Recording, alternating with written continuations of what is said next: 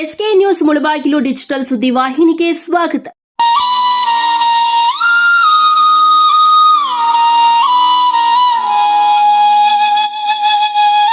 ಆಸರೆಯಾದ ಆದಿನಾರಾಯಣ ತಂದೆ ತಾಯಿ ಕಳೆದುಕೊಂಡ ಪುಟ್ಟ ಜೀವಗಳಿಗೆ ತಂದೆಯಾಗಿ ಬಂದರು ಆದಿನಾರಾಯಣ.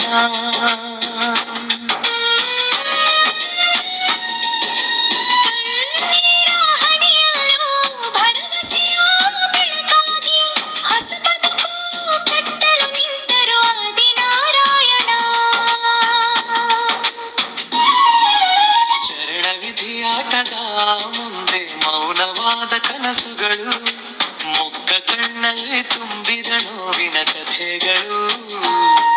ಆ ನೋವನ್ನು ಕಂಡು ನೀಡಿದ ಮಾನವೀಯ ಹೃದಯ, ಪ್ರೀತಿಯ ಕೈ ಚಾಚಿ ತುಂಬಿತು ಹೊಸ ಧೈರ್ಯ. ಆರೋಗ್ಯ ಬದುಕಿನ ಜವಾಬ್ದಾರಿ, ಹೊತ್ತು ಸಾಗುವೆನೆಂದರು ಪ್ರೀತಿಯ ಅಧಿಕಾರಿ. ಅರ್ಧಕ್ಕೆ ನಿಂತ ಮನೆಯ ಕನಸಿಗೂ ಆಸರೆಯಾಗಿ, ನಾಳೆಯ ಬೆಳಕಿಗೆ ನಂಬಿಕೆಯ ದೀಪ ಹಚ್ಚಿದರು. ಅಂತ್ಯ ಮಕ್ಕಳ ನಗುವೆ ನಿಜವಾದ ಸೇವೆಯ ಫಲ, ಮಾನವೀಯತೆಯೇ ಬದುಕಿನ ಮೂಲ್ಯ ಬಲ.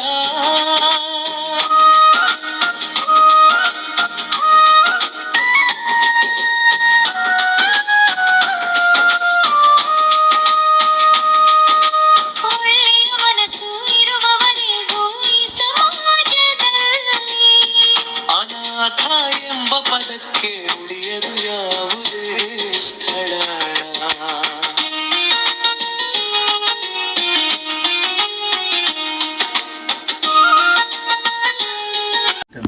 ಎಲ್ರಿಗೂ ನಮಸ್ಕಾರ.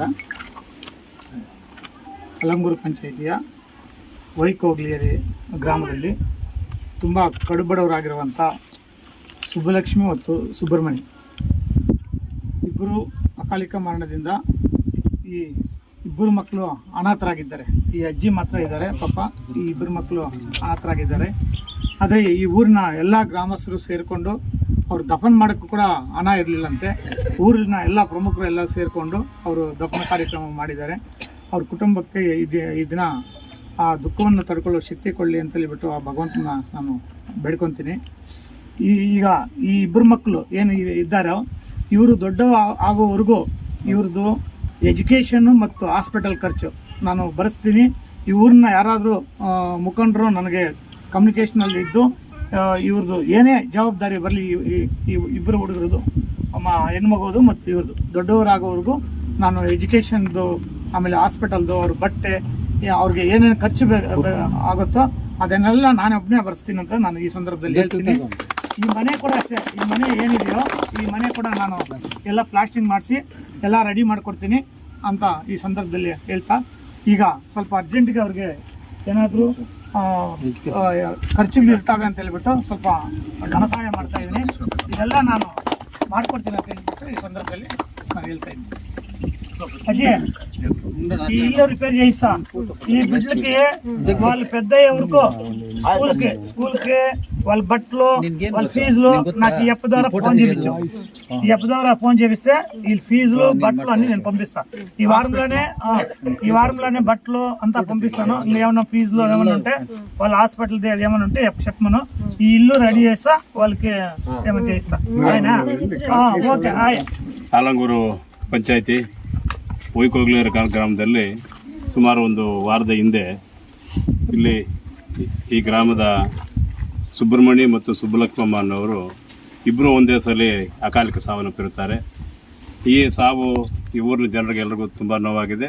ಅವ್ರಿಗೆ ಇಬ್ಬರು ಮಕ್ಕಳು, ಒಂದು ಗಂಡು ಒಂದು ಹೆಣ್ಣು, ಅವ್ರ ತಾಯಿ. ಇಷ್ಟು ಮಾತ್ರ ತುಂಬ ಬಡ ಕುಟುಂಬ. ಕೂಲಿ ಮಾಡಿ ಜೀವನ ಮಾಡ್ತಕ್ಕಂಥ ಒಂದು ಸುಬ್ರಹ್ಮಣ್ಯ ಅವ್ರ ಜೀವನ ಆಗಿರುತ್ತೆ. ಹಾಗೆ ಕಾರಣಗಳು ಬೇರೆ ಏನೇ ಇರ್ಬೋದು. ಅವರ ಆರ್ಥಿಕ ಪರಿಸ್ಥಿತಿ ತುಂಬ ಹೀನಾಯವಾಗಿರುತ್ತೆ. ಊರಿನವರೆಲ್ಲ ಸೇರಿ ದಫನ್ ಸಮೇತ ಪ್ರತಿ ಊರಿನ ಊರಿನ ಎಲ್ಲ ಗ್ರಾಮಸ್ಥರು ಸೇರಿ ಅವರು ದಫನ್ ಮಾಡಿರ್ತಾರೆ ಗಂಡ ಹೆಂಡತಿಗೆ ಅಂತ ಗೊತ್ತಾಯಿತು.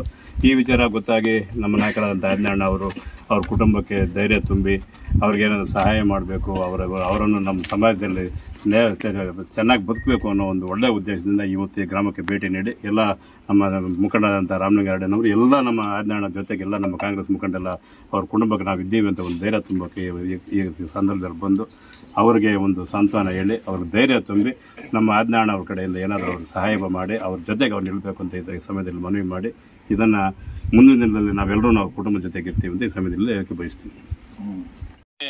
ಈ ಒಂದು ಕುಟುಂಬದ ಜೊತೆಗೆ ಪ್ರತಿಯೊಂದು ಕಷ್ಟ ಸುಖದಲ್ಲಿ ಇರ್ತಕ್ಕಂಥ ಈ ಊರಿನ ಪ್ರತಿಯೊಬ್ಬ ಗ್ರಾಮಸ್ಥರಿಗೂ ಅವ್ರಿಗೂ ಅನೇಕ ಧನ್ಯವಾದಗಳು ಈ ಸಮಯದಲ್ಲಿ ಬಯಸ್ತೀವಿ. ಈಗ ಸರ್ ನನ್ನ ಜೊತೆಗೆ ಈ ಕುಟುಂಬ ಜೊತೆ ನಮ್ಮ ಎಲ್ಲಾ ಮುಖಂಡರು, ನಮ್ಮ ಕಾಂಗ್ರೆಸ್ ಪಕ್ಷದ ಎಲ್ಲಾ ಮುಖಂಡರು ಕೂಡ ಈ ಮಕ್ಕಳು ದೊಡ್ಡವರಾಗುವವರೆಗೂ ನಾವು ನಿಲ್ತೀವಿ, ಅವ್ರದ್ದು ಕಷ್ಟ ಸುಖಗಳಲ್ಲಿ ನಾವು ಭಾಗಿಯಾಗ್ತೀವಿ ಅಂತ ಈ ಸಂದರ್ಭದಲ್ಲಿ ನಮ್ಮ ಎಲ್ಲಾ ಕಾಂಗ್ರೆಸ್ ಪಕ್ಷದ ಮುಖಂಡರ ಪರವಾಗಿ ನಾನು ಮಾತು ಕೊಡ್ತಾ ಇದ್ದೀನಿ. ಎಲ್ಲರೂ ಸಹಕಾರ ಮಾಡೋಣ.